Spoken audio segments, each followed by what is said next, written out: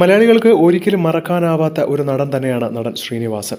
അദ്ദേഹം രചിച്ച തിരക്കഥകൾ, ഹാസ്യം ഇതൊക്കെ മലയാളികൾ ഇന്നും ദൈനംദിന ജീവിതത്തിലും ഉൾപ്പെടുത്തിയിട്ടുണ്ട്. അങ്ങനെയുള്ള ഒരു നടൻ മരിക്കുമ്പോൾ കേരളക്കര മുഴുവൻ കണ്ണീരിലായി എന്ന് വേണമെങ്കിൽ പറയണം. അന്തരിച്ച നടൻ ശ്രീനിവാസന്റെ ദുഃഖത്തിൽ നിന്നും ഇപ്പോഴും ആ കുടുംബം കരകയറിയിട്ടില്ല. ഇന്നലെയായിരുന്നു ശ്രീനിവാസന്റെ അന്തിമ ചടങ്ങുകളൊക്കെ നടന്നത്. മൂത്ത മകനായ വിനീത് ശ്രീനിവാസനായിരുന്നു ചടങ്ങുകളൊക്കെ നടത്തിയത്. അമ്മയെ എങ്ങനെ ആശ്വസിപ്പിക്കണമെന്ന് അറിയാത്ത അവസ്ഥയിലാണ് ഇപ്പോൾ ധ്യാനും വിനീത് ശ്രീനിവാസനും. ഈ ഒരു സമയത്ത് മുഖ്യമന്ത്രി പോലും ശ്രീനിവാസനെ അവസാനമായി ഒരു നോക്ക് കാണാനെത്തിയിരുന്നു. എന്നാൽ മുഖ്യമന്ത്രി വന്നിട്ട് പോയതിനു ശേഷമാണ് ഇപ്പോൾ ധ്യാൻ ശ്രീനിവാസന് രൂക്ഷ വിമർശനവുമായി ഒരുപാട് പേരെത്തുന്നത്. എന്തിന്റെ അടിസ്ഥാനത്തിലെന്ന് പോലും അറിയില്ല.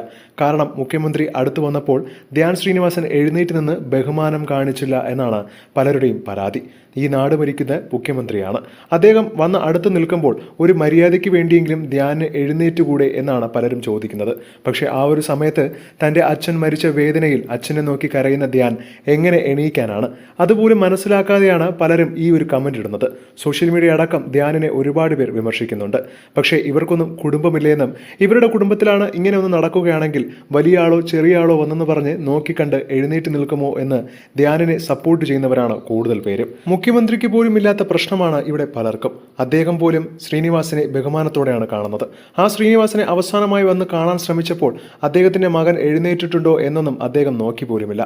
പക്ഷേ സോഷ്യൽ മീഡിയയിലാണ് ഇത്തരം ധ്യാനിനെതിരെ രൂക്ഷ വിമർശനങ്ങൾ. എന്താണ് ഇതിനെക്കുറിച്ചുള്ള നിങ്ങളുടെ അഭിപ്രായമെന്ന് താഴെ മറക്കാതെ കമന്റ് ചെയ്യുക.